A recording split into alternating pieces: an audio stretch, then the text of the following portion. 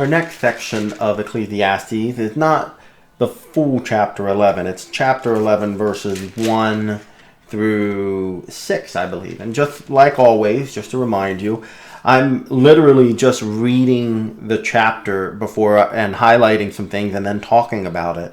The intent is, in part, just to keep these videos short, but also to show you how I might interpret something and how that process happens, sometimes in the instant.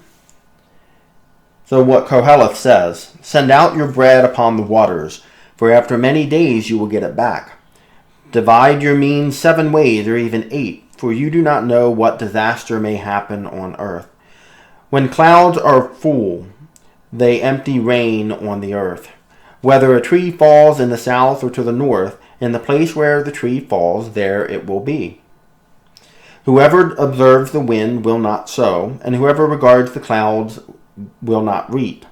Just as you do not know how the breath comes to the bones in the mother's womb, so you do not know the work of God, who makes everything. In the morning sow your seed, and at evening do not let your hands be idle. For you do not know which will prosper, this, that, or whether both alike will be good." So initially when you read that section, you might think it's a bit of a contradiction to the point of what Koheleth has had to say. So if you remember way back in chapter 9, he said, "Go eat your bread with enjoyment and drink your wine with a merry heart, for God has long ago approved of what you do." And he talks, that goes on, the author talks about finding joy in your work, but also finding pleasure in normal everyday life. And then you have this part, which just seems kind of weird, because what Koheleth is talking about is being prepared for the future. So that first line, "Send your bread upon the waters." I know some people get confused by that, but I think it's helpful to think metaphorically, right? Because that's what it is. It's not saying literally put bread on the water and it's going to come back. What do we call money sometimes? We call it our bread, right? Koheleth is talking about dividing up your assets.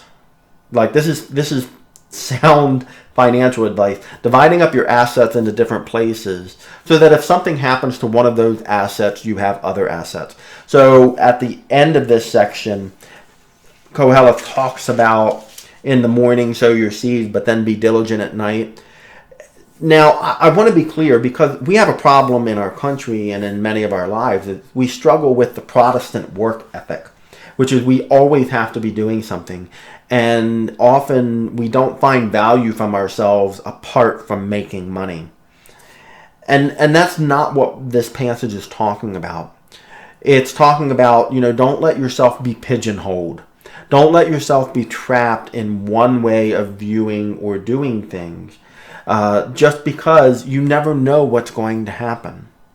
So in the case of our modern context, for some of us who are still working, it might become skilled in other areas in case you have to find another job. Or, you're really good at this other thing. The technical term, I think, today is a side hustle. You could have a side hustle on the side that you might enjoy more. The key for this whole part in understanding how to handle our finances and money and our resources is to remember that for Koheleth, we still enjoy it.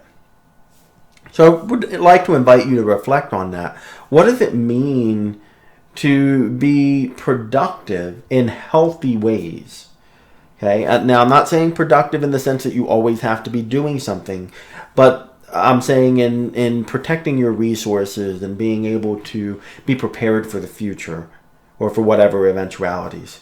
What does that look like in your life? Take the time to think about that.